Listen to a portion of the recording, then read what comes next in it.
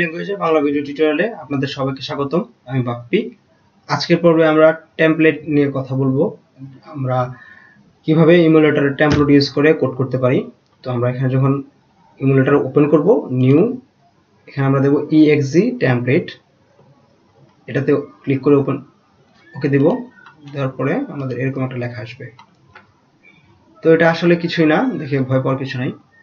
Data সেগমেন্টে আমরা আগের টিউটোরিয়ালে আমরা ডাটা লিখে তারপর এখানে আমরা ডিক্লেয়ার করছিলাম যা যা লাগে।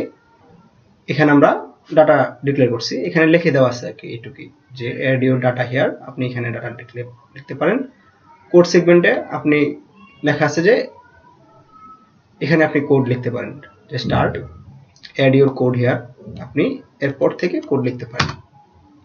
তো আমি যদি আগের কোডটাই এখানে করি, তো আমরা কি করছিলাম, ডাটা সেগমেন্টের ডাটা ডিক্লেয়ার করছিলাম x ডিফাইন বাইট 0 এটু করছি। তারপর আমরা কোড লিখতে আসছি, মুভ h, 1 ইন্টারাপ্ট 21 h।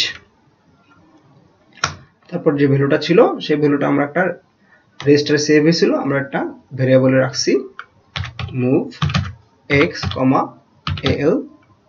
তারপর আমরা কি করছি, মুভ h, 2।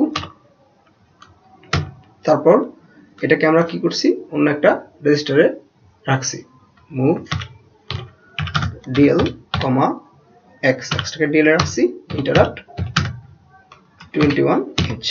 এটুকু কাজই আমরা করছি। গতভাবে একটা নিউ লাইন প্রিন্ট করাইছি। তো আমরা ইমুলেট করি, সো একই কাজ হবে আর কি। এটা